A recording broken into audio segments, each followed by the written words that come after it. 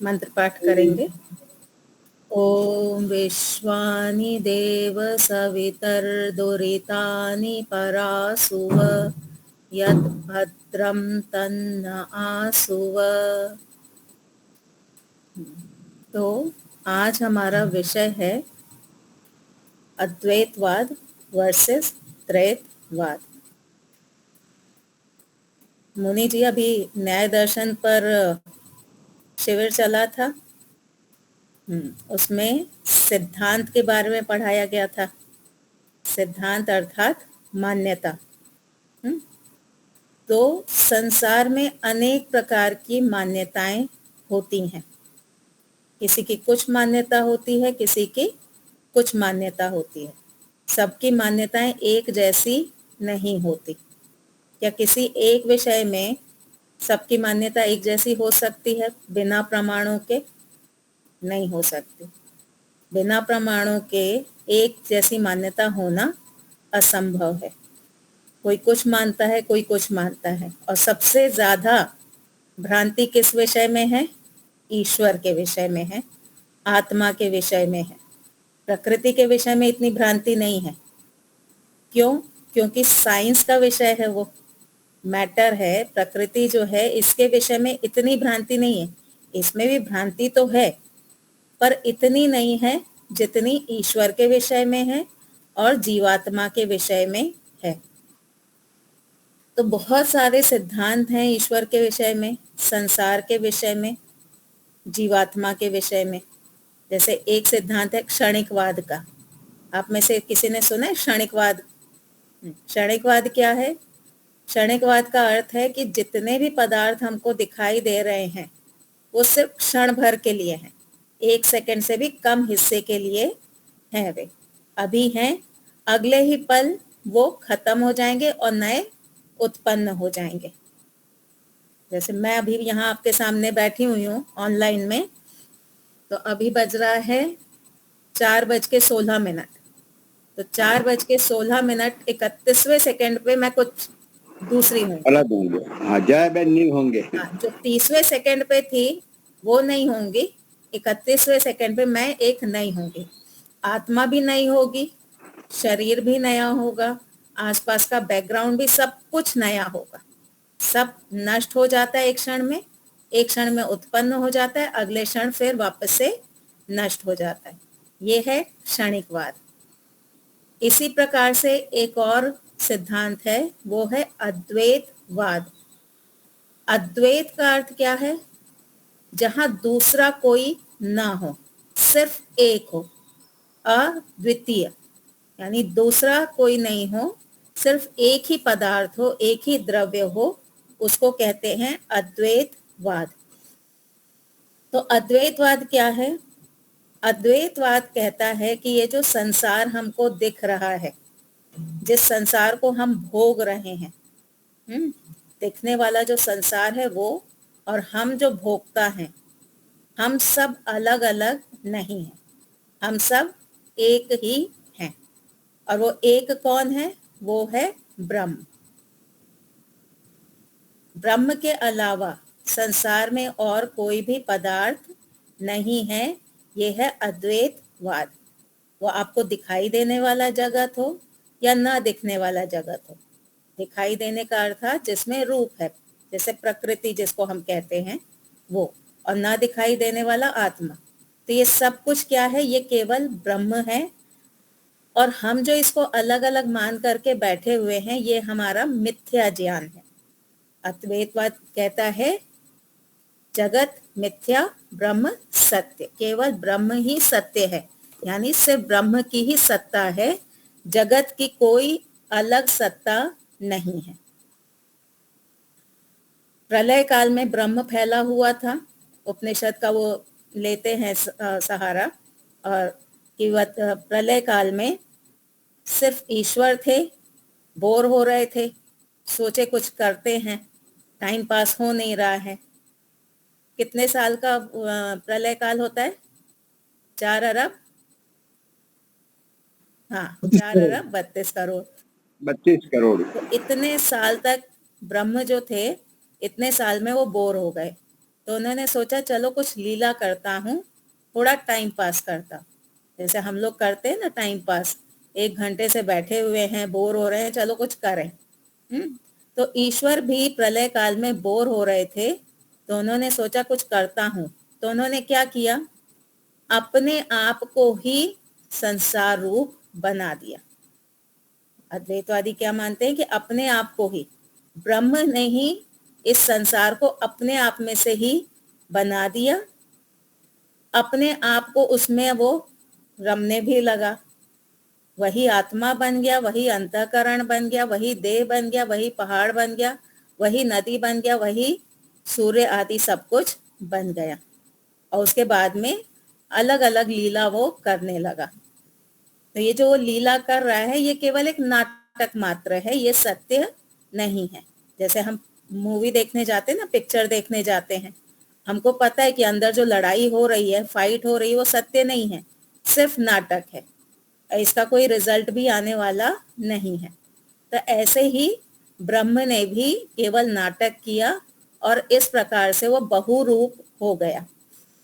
बहुरूप अर्थात जैसे बहुत तरह के शरीर आदि दिखाई देते हमको, 84 लाख योनियां हैं, तो ये जो 84 लाख योनियां हैं ये बहुरूप ईश्वर हो गया, अलग अलग योनियों में उसने प्रवेश किया और अब वो उसमें रम रहा है। तो अद्वैतवादियों के अनुसार दूसरी कोई भी वस्तु, दूसरा कोई भी पदार्थ इस संसार में नहीं है, जो भी है वो ब्रह्म है। ये है अद्वैत का सिद्धांत, और ये सिद्धांत बहुत लोगों में फैला हुआ है। ये जो सिद्धांत है, हम ये कह सकते हैं कि संसार में जितने हम जो हिंदू धर्म वाले हैं, हम हिंदू धर्म वालों में भी बहुत बड़ी संख्या है, बहुत बड़ा परसेंटेज है जो अपने आप को ब्रह्म ही मानता है। और क्या कहते हैं, मृत्यु के बाद हम वापस ब्रह्म में ही लीन हो जाएंगे। हम ब्रह्म थे, शरीर में बंध गए, शरीर छूटेगा और हम ब्रह्म में लीन हो जाएंगे। तो जिन जिन की इस प्रकार की मान्यता है कि हम ब्रह्म में लीन हो जाएंगे, तो वो अद्वैतवादी कहलाते हैं।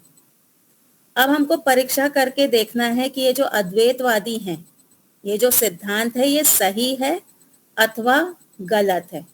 क्योंकि कोई भी सिद्धांत, हमने न्याय दर्शन की कक्षा जब मैं लेती थी उसमें भी पढ़ा था कि सिद्धांत बनाना आसान है, आप सिद्धांत कोई भी बना दीजिए, लेकिन जब तक वो प्रमाणों से सिद्ध नहीं होता तब तक वो सिद्धांत सही नहीं है। तो ये जो अद्वैतवादियों का सिद्धांत है कि सब कुछ ब्रह्म ही है, इसको एक बार हम परीक्षा करते हैं। परीक्षा करने के हमारे पास साधन कौन से हैं, कौन बताएगा? कोई साधन है हमारे पास परीक्षा करने के? अवयव, 5 अवयव। 5 अवयव है। उसके अलावा हमारे पास प्रत्यक्ष प्रमाण है, शब्द प्रमाण है, अनुमान प्रमाण है, उपमान प्रमाण है, तर्क है। 4 प्रकार के प्रमाण, पंचावयव और तर्क, ये हमारे पास साधन है किसी भी सिद्धांत की परीक्षा करने के लिए। तो हम ये अद्वैतवाद की परीक्षा करेंगे और हमारे पास जो एक तुलना के लिए है वो है त्रैतवाद सिद्धांत। दूसरा क्या सिद्धांत है? त्रैतवाद का सिद्धांत है। त्रैतवाद अर्थात शब्द में ही छुपा हुआ है, त्रैत अर्थात तीन, जहां पे 3 पदार्थों को माना जाए। अद्वैतवाद एक से अधिक नहीं, दूसरा कोई नहीं। त्रैतवाद जहां पे 3 पदार्थ माने जाएं। तो हमसे यदि कोई पूछता है कि एक शब्द में वेदों का सिद्धांत बताइए, हमसे कोई कहेगा कि एक शब्द में वेदों का सिद्धांत बताइए, तो हम कौन सा सिद्धांत बताएंगे? त्रैतवाद। हाँ, ये हम सबको पता होना चाहिए कि वैदिक सिद्धांत क्या है। रैपिड फायर क्वेश्चंस आते ना, आंसर इन 1 वर्ड, एक शब्द में उत्तर दो। तो कोई हमसे पूछता है कि वैदिक सिद्धांत क्या है, तो हम फिर यहाँ वहां सोचने नहीं लगे, हमारे मुंह पे उत्तर होना चाहिए वैदिक सिद्धांत है त्रैतवाद का। तो हम त्रैतवाद को मानने वाले हैं, क्यों? क्योंकि हम वेदों को मानते हैं। और अद्वैतवादी जो है ना, वो अपने कंफर्ट के हिसाब से वो वेद को कभी मान लेते हैं, कभी नहीं मानते। तो हम अद्वैतवाद और त्रैतवाद दोनों की तुलना करके देखेंगे। अब देखिए, सबसे पहले हम लेते हैं उपमान प्रमाण। अद्वैतवाद से हम उपमान प्रमाण को हम प्रयोग करके अद्वैतवाद की सिद्धि करने का प्रयास करते हैं। उपमान प्रमाण क्या होता है? जैसे कोई छोटा बच्चा है, एक कोई छोटा बच्चा है, उसको हमें सिखाना है कि ये जो सूर्य है अथवा ये जो पृथ्वी है ये घूमती है। सूर्य भी घूम रहा है, पृथ्वी भी घूम रही है। अब मान लीजिए हमको बच्चे को सिखाना है कि ये जो पृथ्वी है ये घूमती है। अब बच्चे ने तो देखा नहीं है कि पृथ्वी घूमती है, तो अब हम क्या करेंगे? हम उसको कोई दृष्टांत देंगे ना, ये जो पृथ्वी घूमती है ये किस प्रकार से घूमती है, तो हमें उसको दृष्टांत देना पड़ेगा। तो हम किसका दृष्टांत देंगे? लट्टू का। भमेड़ा जो होता है ना, जिसको गुजराती में भमेड़ा कहते हैं, हिंदी में लट्टू कहते हैं, उसका हम दृष्टांत देंगे कि जैसे भमेड़ा घूमता है, लट्टू घूमता है, अपनी धुरी पे भी घूमता है और चारों ओर ऐसे भी घूमता है, तो इसी प्रकार से पृथ्वी भी घूमती है। ये है उपमान प्रमाण। ठीक है। अब उपमान प्रमाण में अगर आप देखो, भमेड़ा और पृथ्वी दो अलग अलग वस्तुएं हैं कि एक ही वस्तु है? दो अलग अलग वस्तुएं हैं। अलग अलग। हाँ, भमेड़ा और पृथ्वी दोनों अलग अलग वस्तुएं हैं। क्या आपके पास दृष्टांत ना हो तो आप उपमान प्रमाण का प्रयोग कर सकते हैं? नहीं कर सकते ना। उपमान प्रमाण कहता है जैसा ये वैसा ये, यानी दो पदार्थ चाहिए। जैसे ये वस्तु है वैसे ही ये वाली वस्तु भी है, तो दो वस्तु होनी आवश्यक है। क्या अद्वैतवादियों में उपमान प्रमाण काम कर सकता है? नहीं कर सकता। क्यों काम नहीं कर सकता? क्योंकि उनके पास सिद्ध करने के लिए दूसरा कोई साधन तो है ही नहीं। उनको सिद्धि जो करनी है कि सब कुछ ब्रह्म ही है, तो ब्रह्म के अलावा उनके पास कोई और पदार्थ है जिसका वो उपमा दे सके, जिसका वो दृष्टांत दे सके? नहीं है। उनके पास ऐसी कोई भी अन्य पदार्थ नहीं है जिसकी वो उपमा दे सके। और आपको एक मजेदार बात बताती हूँ। अभी जो न्याय का जो शिविर लगा था, सत्य की खोज, उसमें एक अद्वैतवादी आ गया था, महेंद्र भाई। तो वो पीछे पड़ गया स्वामी जी के कि स्वामी जी जो भी है ब्रह्म ही है। और उसने एक दृष्टांत क्या दिया? उसने कहा कि जैसे करंट जो होता है ना, जो बिजली होती है, वो टीवी के अंदर जाएगा करंट, तो टीवी के रूप में प्रकट होगा। वही करंट जब ट्यूबलाइट में जाएगा तो ट्यूबलाइट के रूप में प्रकट होगा। वही करंट जब लाउडस्पीकर में जाएगा तो शब्द के रूप में प्रकट होगा। तो एक ही करंट अलग अलग इंस्ट्रूमेंट में जा रहा है, अलग अलग अप्लायंसेस में जा रहा है, तो अलग अलग तरह से काम कर रहा है। टीवी अपने तरह से काम कर रही है करंट की मदद से, ट्यूबलाइट अपनी तरह से काम कर रही है करंट की मदद से, वॉशिंग मशीन अपनी तरह से काम करती है। तो एक ही करंट है, अलग अलग करंट तो नहीं है ना। जो यहाँ पे इंजीनियर होंगे, जो थोड़ा फिजिक्स पढ़े होंगे, क्या इलेक्ट्रिसिटी अलग अलग तरह की होती है, एक ही होती है? एक ही होती है। एक ही बिजली अलग अलग इंस्ट्रूमेंट में जा करके अलग अलग तरह से काम करती है। तो ये दृष्टांत उसने दे दिया। अब ये बताइए कि इस दृष्टांत, अगर आपके सामने ये दृष्टांत आ जाए, अब इसको कैसे काटेंगे? क्या कहेंगे? फंस जाएंगे ना हम तो कि भाई बात तो सही है, एक ही बिजली है, वो सभी इंस्ट्रूमेंट में अलग अलग तरह से काम कर रही है। वैसे एक ही ब्रह्म है जो अलग अलग तरह से काम करेगा। तो अब इसको काटेंगे कैसे? थोड़ी सी बुद्धि लगाइए। आपको पता है ना, मैं तो टीचर हूँ। हरेश भाई, देखता हूँ। तो साधन तो अलग अलग है ना, हम्म करंट एक है लेकिन हाँ साधन अलग अलग है। हम्म और कोई?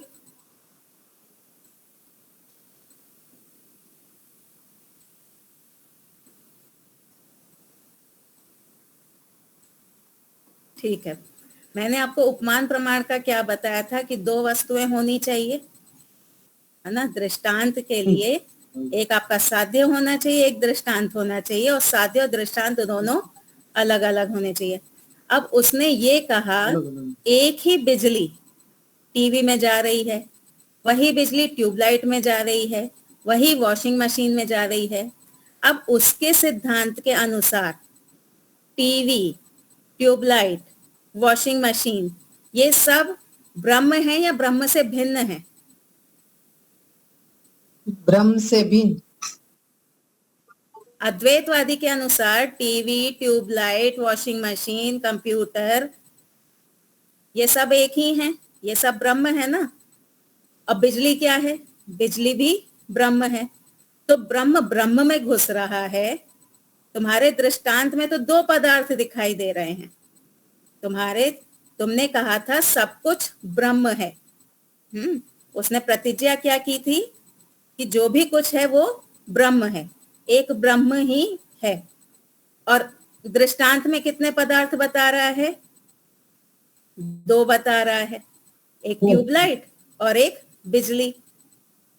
तो तुम तो अपने ही सिद्धांत का खंडन कर रहे हो। सिद्धांत में कह रहे हो कि एक ही वस्तु है, और दृष्टांत में तुम दो वस्तु बता रहे हो, एक इंस्ट्रूमेंट और उसको इंस्ट्रूमेंट को रन करने के लिए बिजली। तो तुम्हारे पास तो दृष्टांत ही नहीं बनता। दृष्टांत कौन सा होता है? साध्य से भिन्न होना चाहिए। जैसे हम, जो संसार है, संसार अनित्य है, संसार जो है वो अनित्य है। तो इसको बताने के लिए हम क्या कहेंगे? क्योंकि वो उत्पत्ति धर्म वाला है, और एक वस्तु ऐसी ले लेंगे जो उत्पत्ति धर्म वाली नहीं हो, आत्मा। तो संसार से अलग आत्मा हो गई। हमारे पास दो पदार्थ हैं, तो हम सिद्ध कर सकते हैं। अब अद्वैतवादियों के पास ब्रह्म के अलावा कोई और दृष्टांत है अपनी बात को सिद्ध करने के लिए? नहीं है। तो दृष्टांत में जो आपने दो बात कही थी कि एक ही टीवी के अंदर बिजली जा रही है, वही बिजली ट्यूबलाइट में जा रही है, तो आपके तो बिजली और ट्यूबलाइट दो वस्तु है ही नहीं आपके अनुसार, वो तो एक ही है। वो टीवी भी ब्रह्म है, बिजली भी ब्रह्म है। तो आपका दृष्टांत क्या हो गया? फेल हो गया। तो आपका ये दृष्टांत काम करने वाला नहीं है। फिर उसने कहा कि अंतःकरण अलग अलग है। जैसे मेरे पास मेरा मन है, आपके पास अपना मन है ना। जो अंतःकरण है, जो साधन है, वो सबके पास अपने अपने हैं। जिस साधन में ब्रह्म घुसेगा उस साधन के अनुसार वो विचार करने लगेगा। तो उससे प्रश्न किया, ये जो तुम अंतःकरण कह रहे हो, ये ब्रह्म है या ब्रह्म से भिन्न है? जिसको तुम अंतःकरण कह रहे हो अथवा ये जो शरीर कह रहे हो, ये शरीर ब्रह्म है या ब्रह्म से भिन्न है? क्योंकि कहने में तो दो दिखाई दे रहे ना, अंतःकरण और उसमें प्रविष्ट ब्रह्म, दो दिख रहे हैं। पर तुम्हारा सिद्धांत क्या कह रहा है कि नहीं, एक ही वस्तु है। तो हम उनसे पूछेंगे कि ये अंतःकरण क्या है, ब्रह्म है या ब्रह्म से भिन्न है?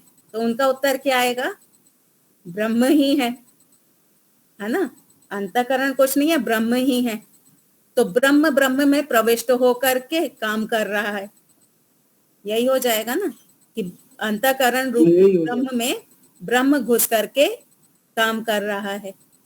तो वहां पे भी जो आप अंतःकरण की बात करते हो कि अंतःकरण के माध्यम से ब्रह्म काम कर रहा है, तो आप तो अंतःकरण भी कोई अलग पदार्थ सिद्ध नहीं कर सकते, क्योंकि अंतःकरण भी क्या हुआ?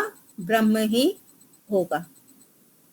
तो अद्वैतवादियों के पास कोई भी एक से अधिक पदार्थ नहीं है, तो वो अपनी बात को सिद्ध नहीं कर सकते। दूसरा, अगर हम देखें अनुमान प्रमाण, अनुमान प्रमाण क्या कहता है कि जैसे गुण कार्य में हैं, अथवा जैसे गुण कारण में होते हैं वही कार्य में भी आते हैं। जो गुण कारण में होंगे वही गुण कार्य में आएंगे। अगर चीनी मीठी है और सूजी में मिला दो, सूजी घी में, तो मीठा हलवा बनेगा या नमकीन उपमा बनेगा? मीठा हलवा बनेगा, है ना? क्यों?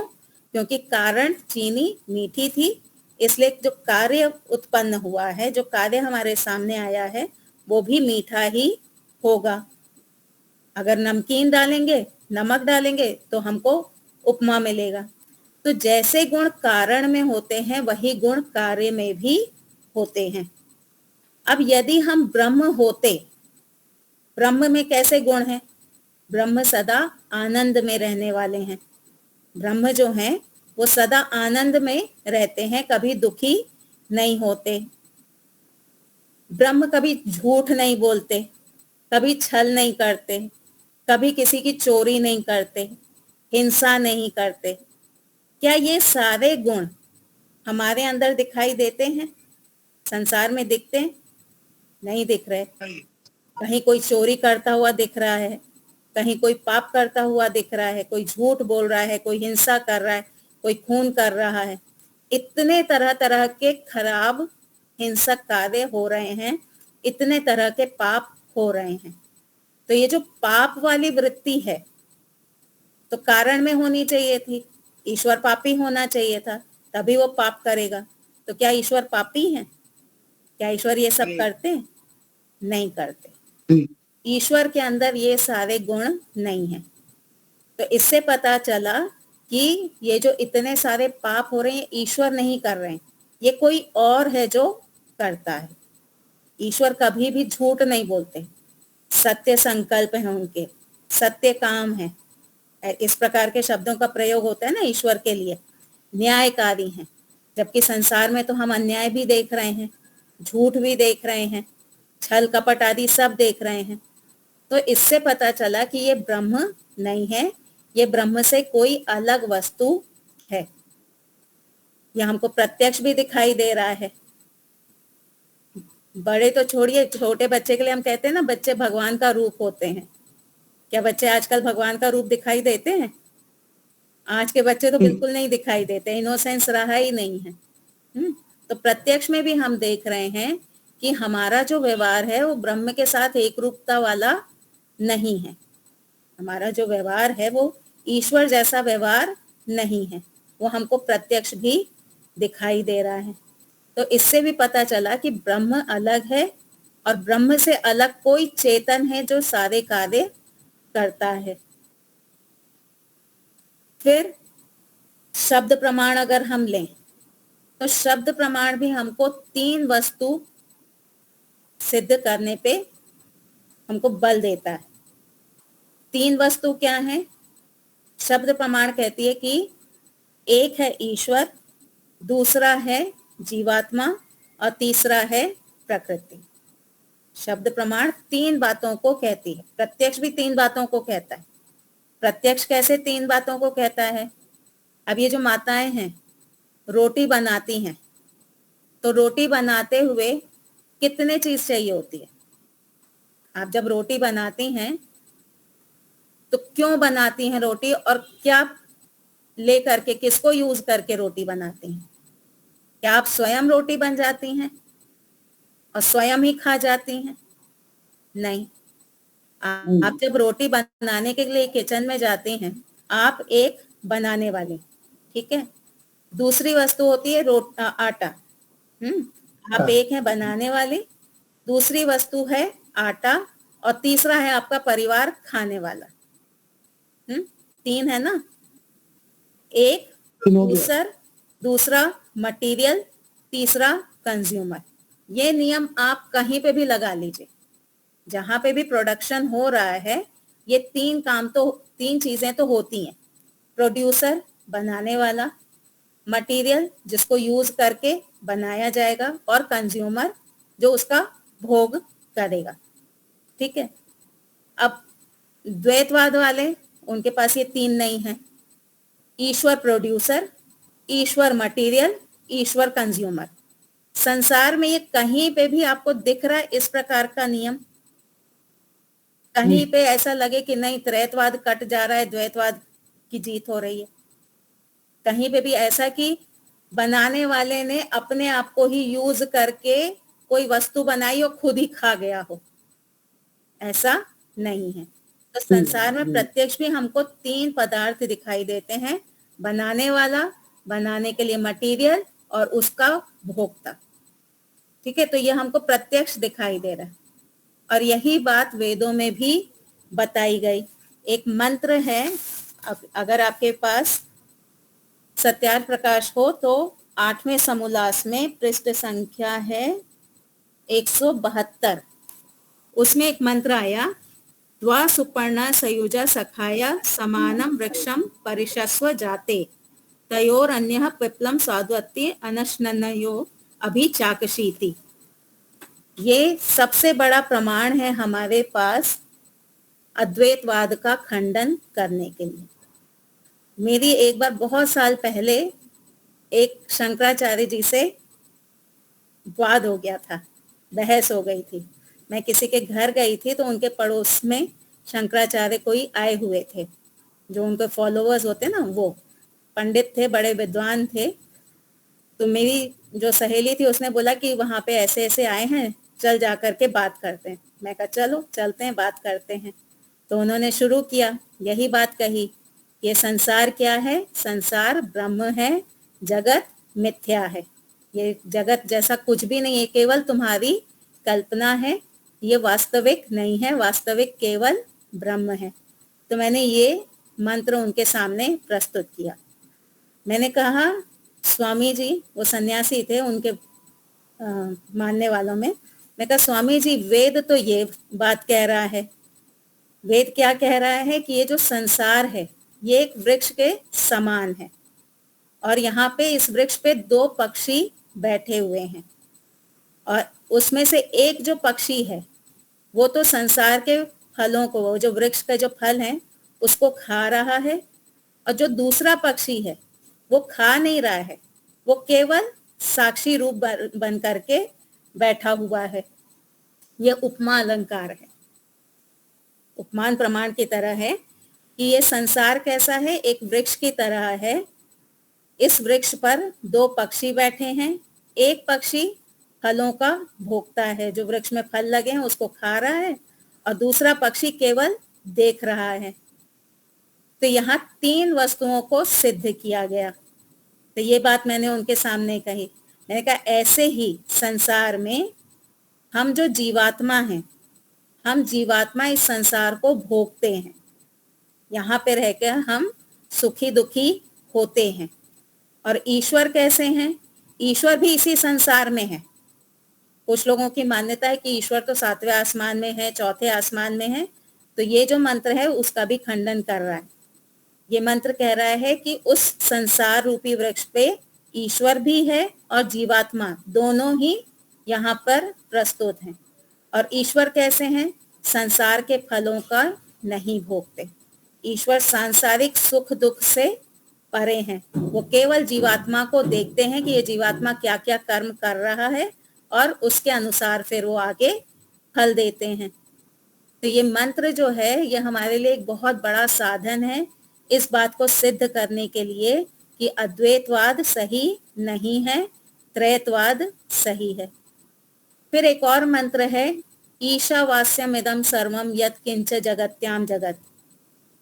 40वें अध्याय यजुर्वेद के 40वें अध्याय का पहला मंत्र जो है, इसमें भी 3 बातें कही गई।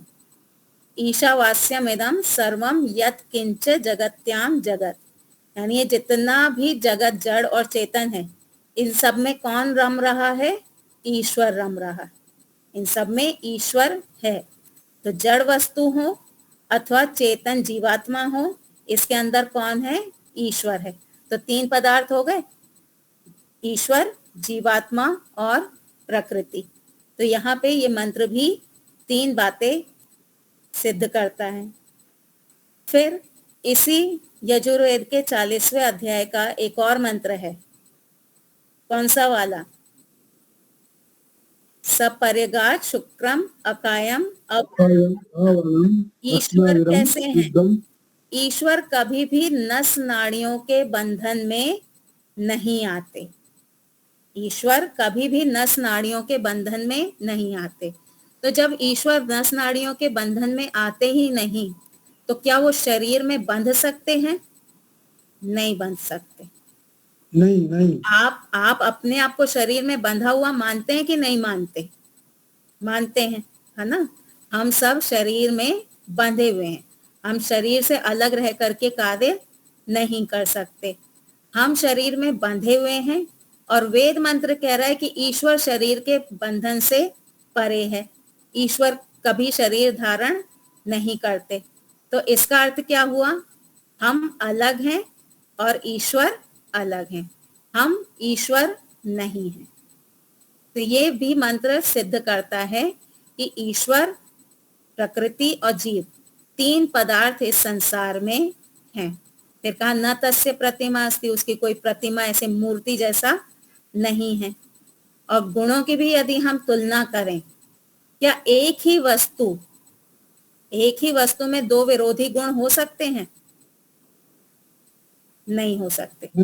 अग्नि जो है, अग्नि एक ही समय में गर्म भी हो, ठंडी भी हो, क्या पॉसिबल है? नहीं है। अब ईश्वर में क्या साकार गुण है, रूप गुण है ईश्वर के अंदर? नहीं है। ईश्वर में रूप गुण नहीं है। ईश्वर निराकार है। रूप गुण का एब्सेंस है उनके अंदर। जबकि ये जगत में आपको रूप गुण दिखाई दे रहा है ना। जो अभी आप स्क्रीन देख रहे हो उस पे रूप दिखाई दे रहा है कि नहीं दे रहा? रूप दिखाई दे रहा है। अब ईश्वर निराकार है। निराकार वाला पदार्थ क्या साकार बन जाएगा? नहीं बनेगा। अगर ईश्वर ब्रह्म ही ये संसार बन जाता, तो संसार को निराकार होना चाहिए था कि साकार होना चाहिए था? निराकार होना चाहिए था। पर ये संसार तो साकार है। तो इससे भी सिद्ध होता है कि ये जो संसार है वो ईश्वर नहीं है, ईश्वर से भिन्न एक पदार्थ है। यहाँ ईश्वर अलग है, प्रकृति अलग है, और इस प्रकृति का भोक्ता जीवात्मा वो अलग है। फिर एक बड़ी इंटरेस्टिंग सी बात कही। इस पूरे प्रकरण को आप सत्यार्थ प्रकाश के 9वें समोल्लास में देख सकते हैं कि ये स्वप्नवत है। ये जो संसार है ना, ये एक सपने के समान है। अब ये बताइए, आपने कोई वस्तु का प्रत्यक्ष किया ही नहीं हो, जैसे जो सूरदास होते हैं ना, जिनकी आंखें नहीं होती, क्या उनको रूप वाला सपना आ सकता है? नहीं आ सकता, क्योंकि उनके अंदर वो संस्कार ही नहीं है। जो सूरदास होते हैं ना, उनके अंदर रूप वाले संस्कार नहीं होते, इसलिए उनको रूप वाला सपना भी नहीं आता। तो इससे सिद्ध होता है कि जो आपने देखा है कभी ना कभी, वही आपके सपने में आएगा। जो आपने देखा ही ना हो, क्या वो सपने में आएगा? नहीं आएगा। अब जो मेरा गांव है, मेरी नानी का जो गांव है, आपने कभी नहीं देखा, क्या मेरी नानी का गांव आपके सपने में आ सकता है? क्या आपके नानी का गांव मेरे सपने में आ सकता है? नहीं आ सकता।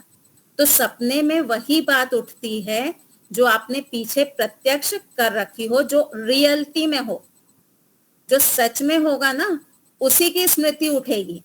जो है ही नहीं, उसकी स्मृति नहीं उठ सकती।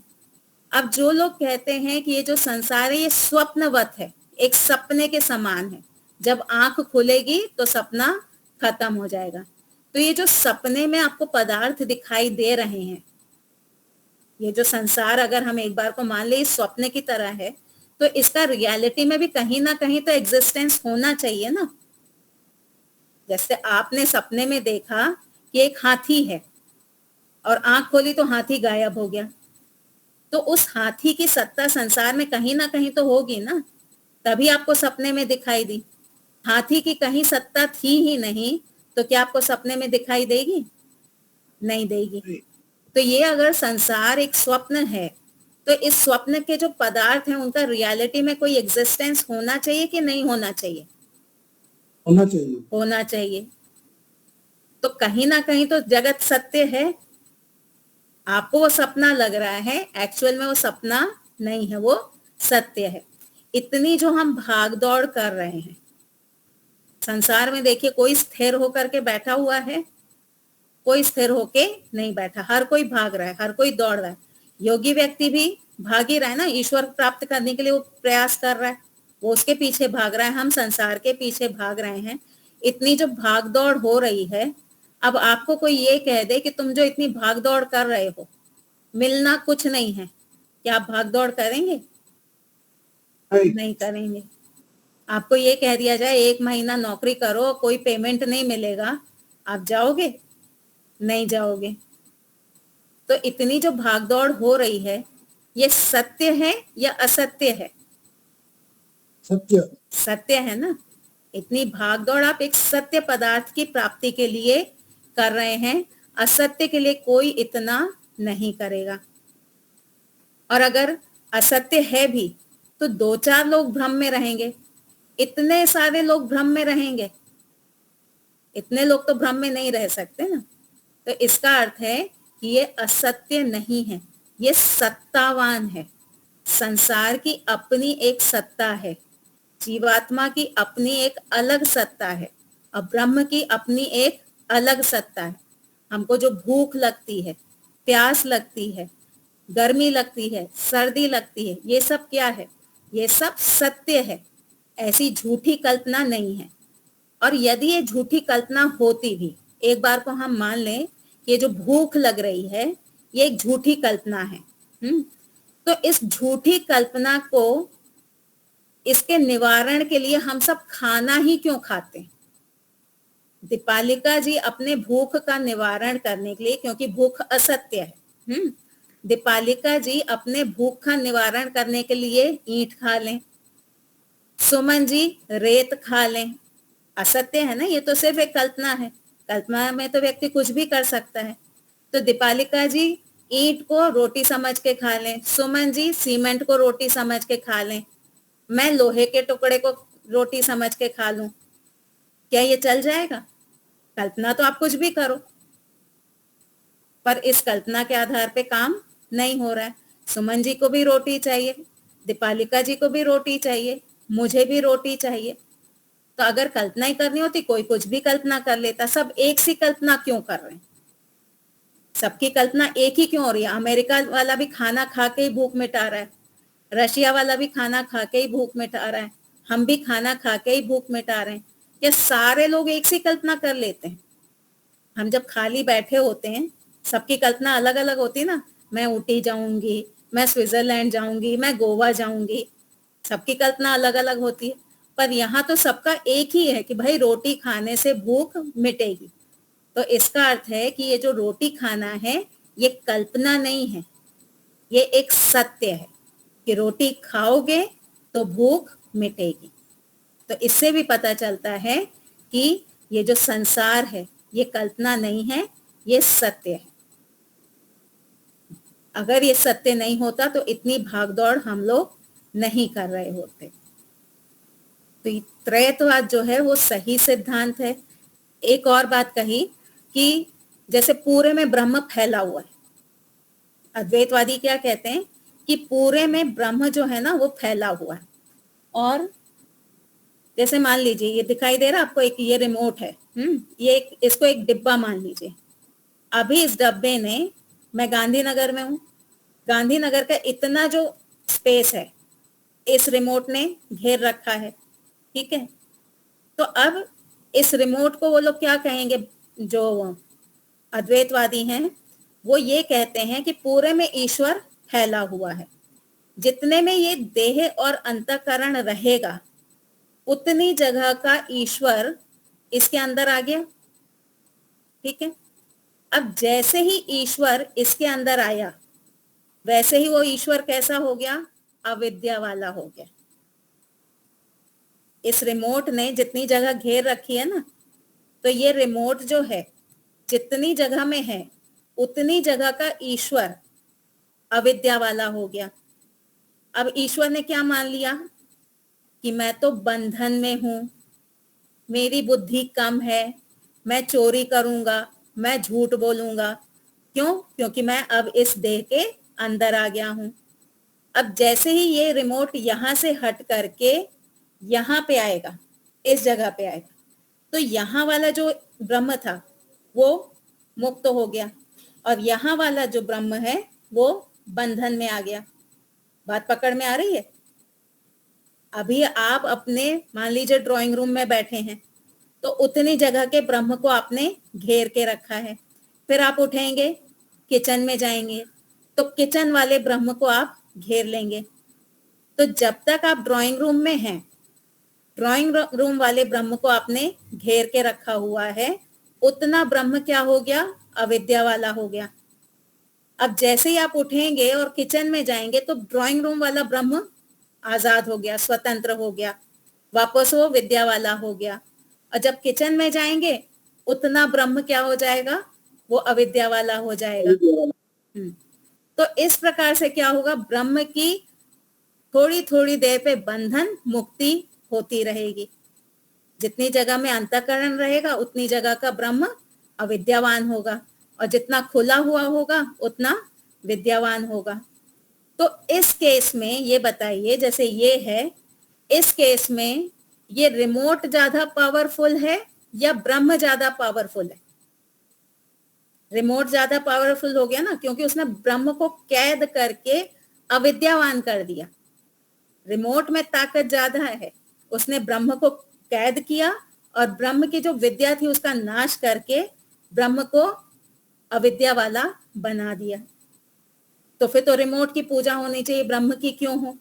ब्रह्म स्वयं अपनी रक्षा नहीं कर पाया। जैसे ही प्रकृति के घेरे में आया, उसने अपने आप को जीवात्मा, अल्पज्य मानना शुरू कर दिया।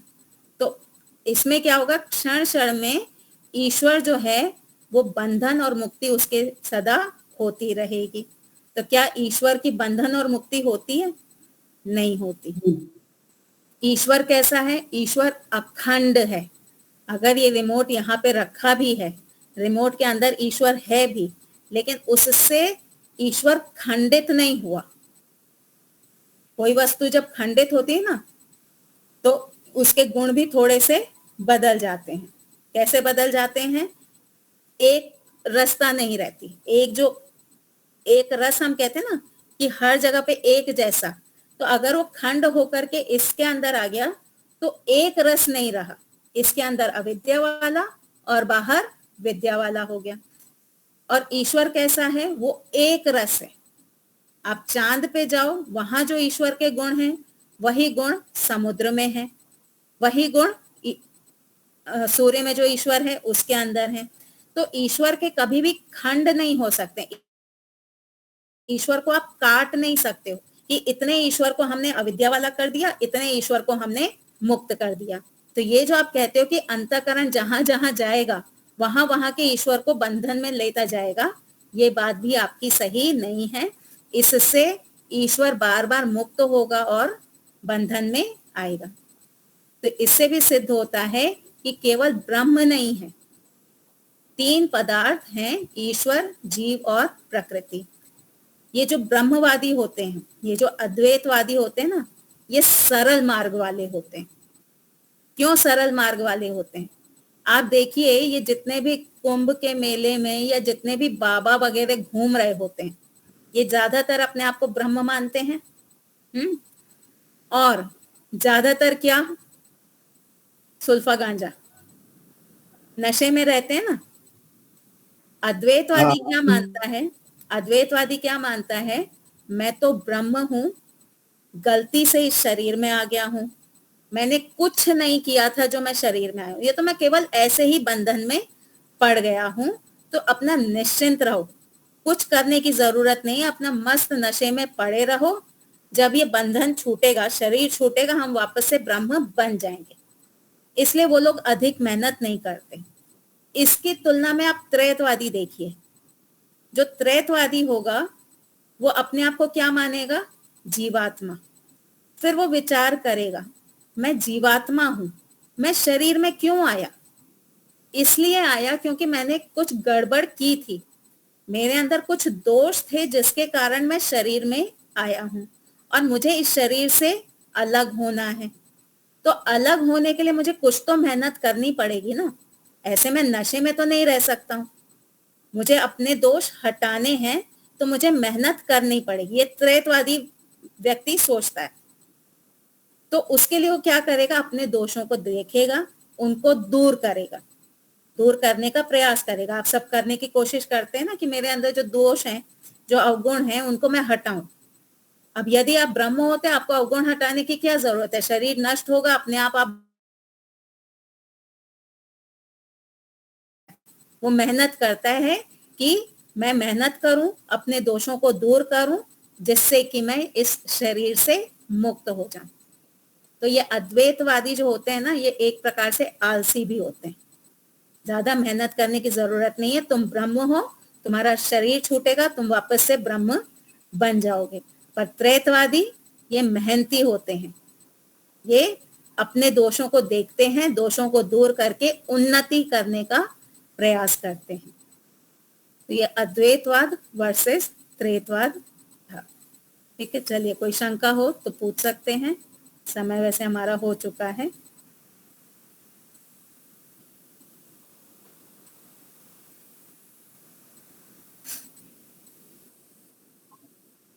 हाँ ठीक। एक और होता है द्वैतवाद। आवाज साफ नहीं आ रही।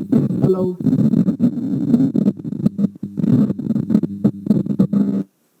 हाँ हरीश भाई। ये एक और होता है द्वैतवाद, अद्वैतवाद, द्वैतवाद और द्वैतवाद। द्वैतवाद में क्या होता है?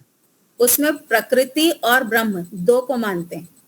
द्वैतवाद में वो जीवात्मा को अलग नहीं मानते हैं, वो प्रकृति को मानेंगे और ब्रह्म को मानेंगे। वही ब्रह्म जब प्रकृति में आ जाएगा तो वो जीव हो जाएगा। ठीक है जी, शंकर जी। आज के कक्षा का समापन शांति पाठ हो जाएगा। उससे पहले शांति पाठ। ओम ध्यो शांति अंतरिक्षम शांति पृथ्वी शांतिरापः शांतिरोषधयः शांतिर्वनस्पतयः शांतिर विश्वे देवा शांतिर्ब्रह्म शांति सर्वं शांति शांतिरेव शांति शामा शांतिरेधि। ओम शांति शांति शांति। जय घोष। जो बोल सो अभय। सत्य सनातन वैदिक धर्म की जय हो। मर्यादा पुरुषोत्तम भगवान राम की जय हो। योगीराज भगवान कृष्ण की जय हो। व्याकरण सूर्य गुरु गिरिजानंद की जय हो। युग प्रवर्तक महर्षि दयानंद सरस्वती की जय हो। स्वामी श्रद्धानंद की जय हो। भारत माता की जय हो। गौ माता की रक्षा करो। देश के अमर शहीदों की जय हो। वेद की ज्योति जलती रहे, धर्म का झंडा ऊंचा रहे, ऊंचा रहे, हर समाज अमर रहे, सत्यार्थ प्रकाश घर घर रहे हो। प्रणव ध्वनि